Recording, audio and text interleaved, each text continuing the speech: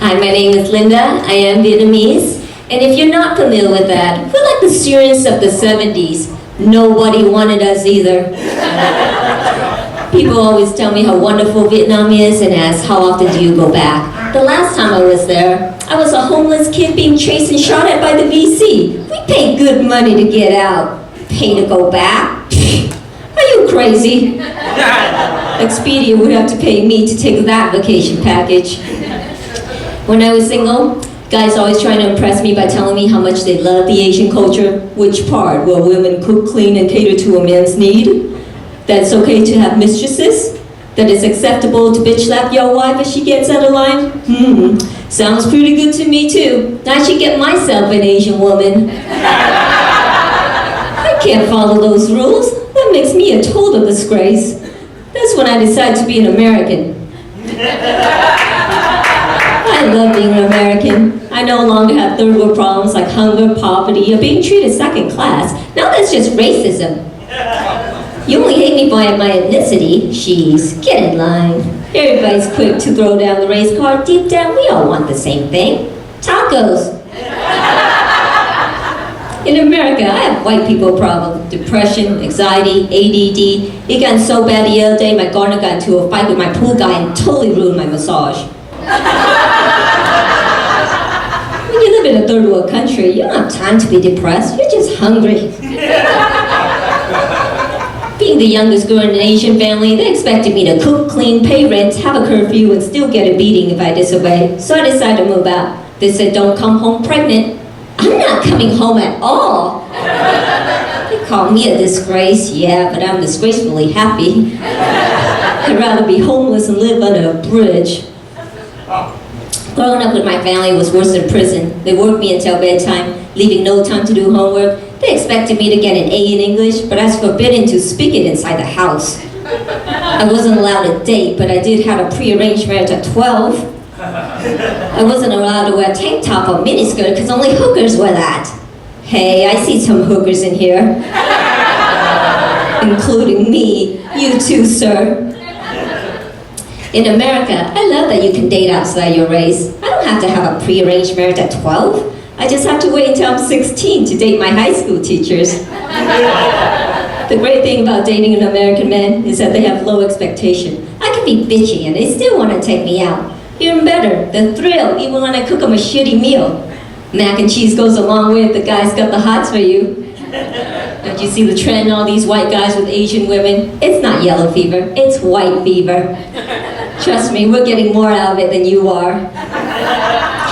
I was dating this one Asian guy, and after work I went to the mall. He got mad and said, I'd rather you come home and cook for me. I'd rather you move out, get a job, go fuck yourself. He still doesn't have a job. I love martial arts. I can defend myself, I feel safe, and I can make a man submit. I don't need martial arts skills for that. That's just being a woman.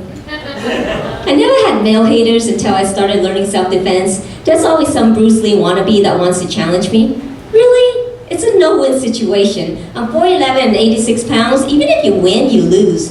Oh, you beat up the body equivalent of a 12-year-old. And if I win, you're just a pussy. I hate insecure women. They always think I'm after them, man.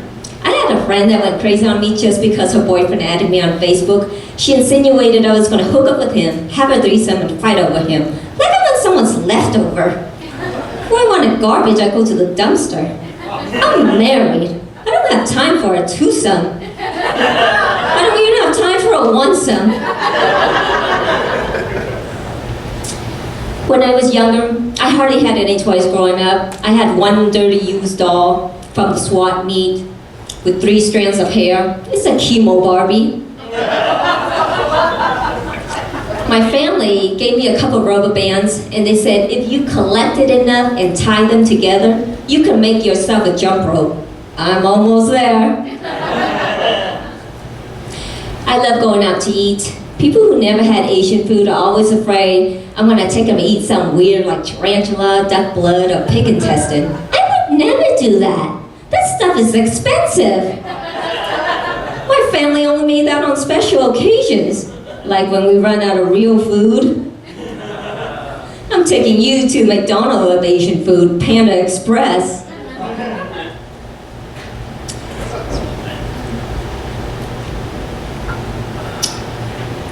Many Asian people change their name after they move to America, not because they want to sound American, it's because our names don't translate.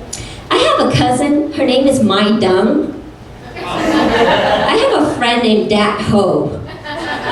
And there's a really lonely person sitting at home named Fat Fook. I was on the phone the other day and someone overheard me say, I'm gonna drop my Dong at home and then I'm gonna meet Dat Ho at the club. Fat Fook couldn't make it. I hung up the phone. That person looked at me like I'm the asshole. When I was younger, people assumed that I was a stripper. Some old lady asked if I was an exotic dancer. I told her I was a manager for an aerospace company. She asked, is that a code for stripper? No, it's a code for having a real job. You gotta stop judging the book by the cover. If you're blonde, I don't assume you're stupid. If you wear a hoodie, I don't assume you're a gangster. If you're fat, I don't assume you're an American. Thank you guys, that's all my time.